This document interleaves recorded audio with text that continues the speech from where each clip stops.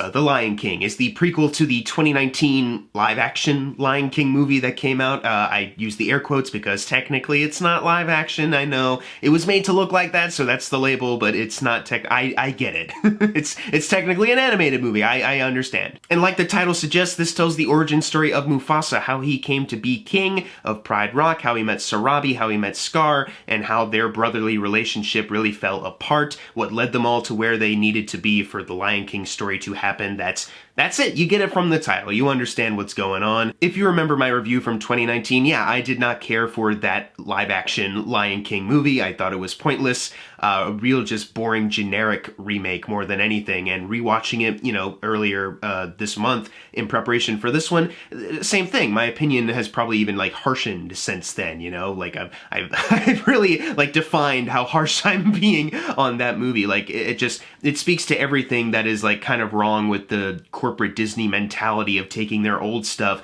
putting it in the live action filter, because now, the kids that saw it then, now that it's real, they're like, oh, the thing that I loved is legitimized for me as an adult now because it's real in live action in front of me, I guess, is why that movie made $1 billion. But outside of making $1 billion, who out there is still currently thinking about the 2019 Lion King movie? Who's not just immediately thinking of the animated one, which is always going to be iconic. It was iconic even before they announced that the remake was happening. I remember back in 2011, 2012, sometime then, they did a 3D remaster re-release, and that one did really well in theaters because, yeah, people fucking love that movie. So announcing that they were doing a prequel, it's I'm not totally against exploring the origins of Mufasa, but through the live action lens, I'm not a fan of that. Even when they did announce that Barry Jenkins was going to be directing instead of Jon Favreau, I know some people were won over by that. They're like, oh, well, he's Academy Award winning. It's it doesn't matter who they get, no matter who you are, no matter how talented you are, you can maybe, creep in a couple of your style, of your elements in there. Overall, though, you are still going to be making a Disney approved product at the end of the day. So it did not matter to me in the slightest, especially when the promos were coming out. I was like, I could not care about this movie at all. It's the same writer coming back from that remake, so I do not care. I don't know why I should care about this. But one thing I did find surprising about the movie now that I've seen it is that in the core bit of it, there is a solid movie going on. You know what I mean? As far as what we were mentioning before, you follow Mufasa as a young cub, he grows up, there's some tragedy that befalls him, he meets up with Scar's family, Scar at that time known as Taka, he's kind of brought into their pride, even if the head of the pride, the king at that time, is not very fond of it. But as far as exploring that prequel journey, how did he and Scar get along when they were kids? Pretty well. So what could have happened, and seeing another villain out there that was threatening the lands at the time,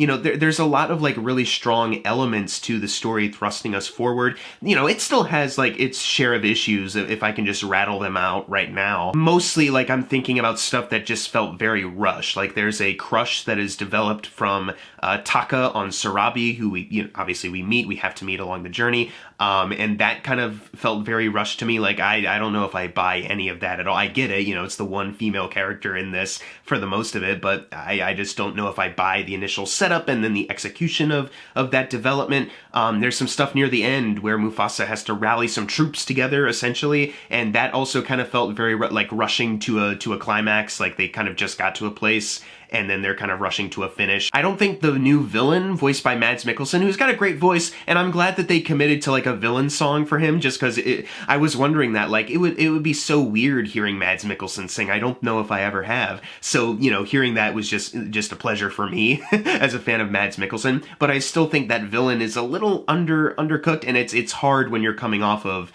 following up Scar.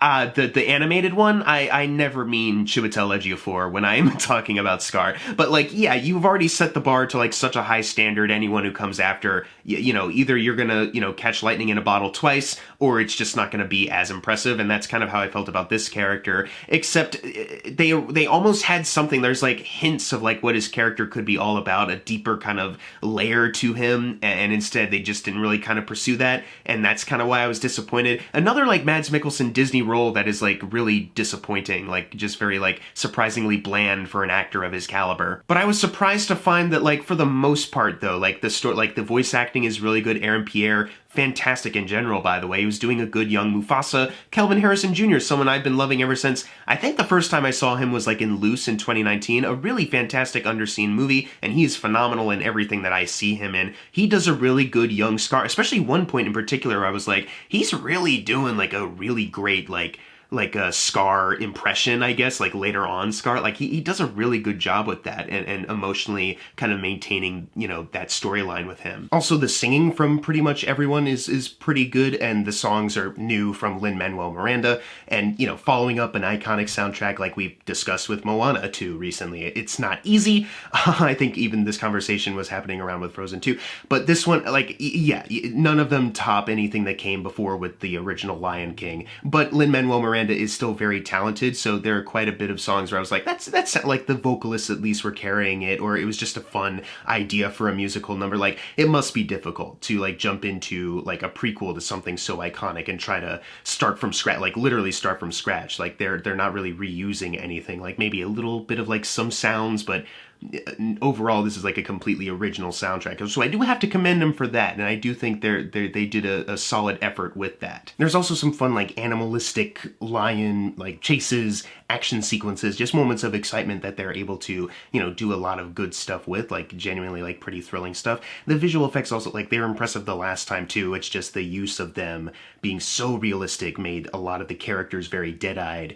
and very emotionless, and then the voice actors have to try to match that, and it's like, ugh. And in this one, I will say they did try to like make the animals more expressive, so the voice actors can, you know, do a bit more with that, or just there can be a better blend with it, and it doesn't look as distracting as I think maybe I thought beforehand. There's definitely some parts where, like, technically, like whether it's editing or whatever, where you know, I was distracted a little bit, but for the most part I thought they did another like good job as far as like visual effects work goes, and I do appreciate that they did listen to some of the criticism that came before, and that they tried to do something with a little bit more emotion. You can tell when characters are happy or sad or scared in this one as opposed to the other one. So like I've been saying, it does have its issues, but there are some commendable like good elements to this movie. I think Barry Jenkins overall, like I said earlier, you know, it doesn't quite matter who's making these movies, but I think at least in this instance there are a couple points where maybe his input at the helm managed it to be a little bit better. There's a little bit more style to some of the cinematography, some of the images they capture. The core of this movie, like our story, our prequel story, has a lot of good narrative potential, and for the most part, you know, it's not bad. It has these other issues that they could have tightened up. If that was just it, then it's fine. This movie's set in like a little bit of a wraparound frame narrative where Rafiki is narrating to Kiara, who's the daughter of Simba and Nala. You know, they bring Kiara back from Simba's Pride, actually. That's the same name as the character in that. And I never found that totally necessary. It's kind of like, you get Donald Glover for a little bit to say like, all right, I'm off to go bang my wife and get a son. and then they're kind of off. And it's like, why? I don't really understand the significance of why they even need to be here. I think what they could have done if they wanted to like introduce Kiara, like just say like this is a story that's still going to be passed down, is that you can just have the movie play out as is, and then at the very end, like the last scene is Rafiki talking to Kiara, and then you can have like the cameos from the people you know. Instead, they interject in points in the story throughout, you know, with, you know, cutting back to Rafiki in his cave with Kiara and Timon and Pumbaa, and every single time they cut back, it's like, why are we doing that? You know, like, why did they feel the need to, like, bring this element back, like the modern days? Like, Simba and Nala are barely there, so, like, Donald Glover and Beyonce, it's like, yeah, you probably could have saved money if you didn't have to, like, pay them to come back for a little bit. But Timon and Pumbaa in particular, which leads me to another issue, their jokes are fucking horrible in this one. They were one of the brighter spots of the last movie, of the remake, when everything was so dour and so emotionless. They come in and it's like, okay, some form of levity.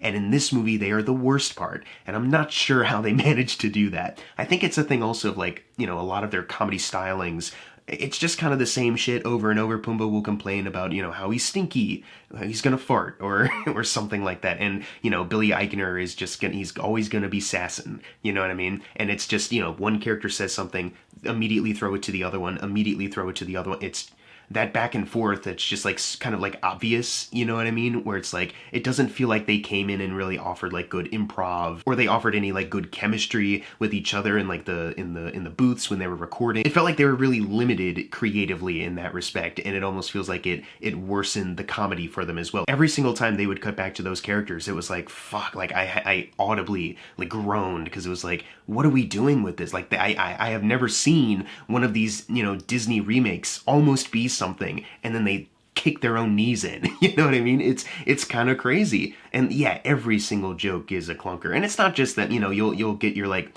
Zazu coming back. It's not John Oliver this time, so it's a better voice performance, but still, like, it's not particularly a funny Zazu. I say that mostly the voice performances are fine. There's a couple moments where I'm like, I think maybe I am mostly talking about Donald Glover and Beyonce in that instance, where it's like, come on, guys.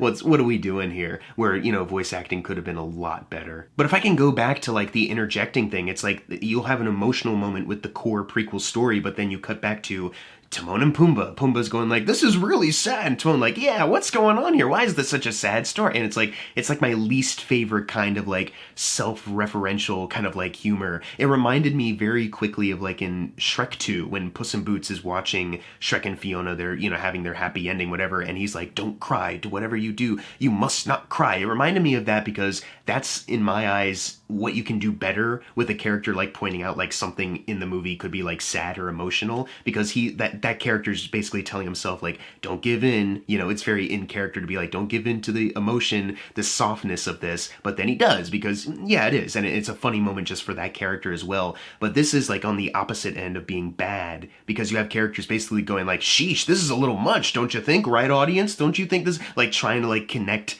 on an emotional wavelength with them, trying to like basically, it's like the only way they think people can process what they've seen in a movie is just like if a character can come out and say like, ooh, what about that, huh? And it's like, that's my least favorite kind of like way to like make self-referential humor, to try to connect with an audience.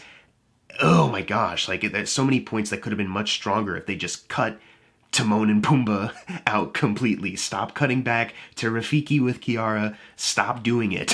And if that wasn't bad enough, when you do get to the wrap-up of the movie, we have to go back to the prequel thing. Even though I was saying they have a pretty solid thing going for the most part, they make two decisions near the end that I was just kind of like, I don't know why we're doing any of this. Like, something that I wish that they had committed to in the beginning is now just completely undone. I'm not saying you need like a definitive answer for what they set up. It could have been left ambiguous. It's that thing of like, I don't like that they didn't commit to something that I kind of liked about the story up until now. And the last thing I will mention, you know, we're not going into any spoiler specifics on this, it's not really worth it, but the last thing I'll mention also near the end is that certain ways that they have decided to write Scar's evolution into Scar, it just kind of made me like kind of go squinty-eyed, like, is that really the best narrative choice here? You know what I mean? There are certain points where I was just kind of like, I don't think that this is enough to like justify the Scar.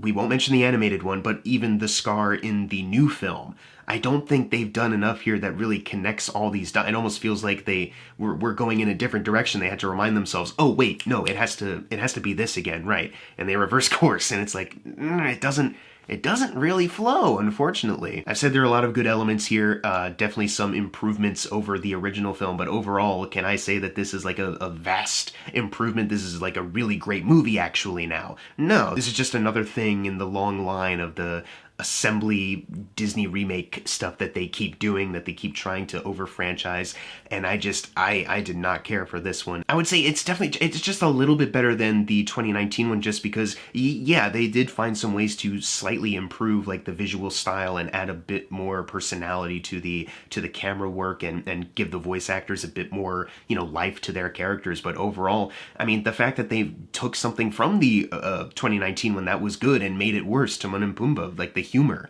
like that's like, I think that's just a clear indicator of like, yeah, these guys they know that people like Timon and Pumbaa, so now we have a story that doesn't require them, and they keep inserting them because they're like, people want this, people want what they already know as well.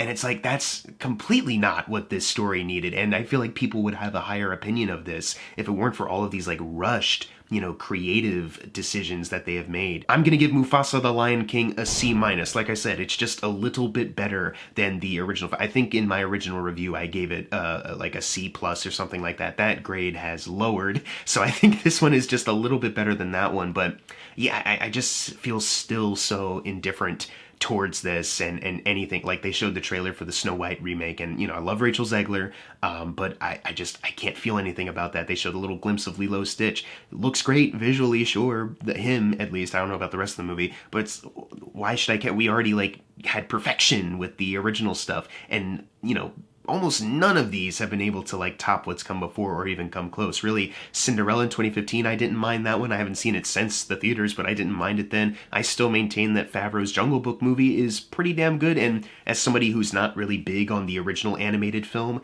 you know, I do consider the live action one that they did an improvement. I guess David Lowery, as far as like Pete's Dragon and his Peter Pan and Wendy movie, like those aren't awful. I wouldn't say they're like amazing movies, but you know, they're fine as far as like what they are. You know, he as a filmmaker is able to like inject something interesting in both of those, so I'm fine with those ones. Like I said, it just ranges from like passable fine to bleh, get it out of my face. But if you've seen Mufasa the Lion King, leave your thoughts in the comments below what you thought of it. And as always, thank you guys for watching. Make sure to subscribe. I'm Jackson Fulcher. See you guys next time.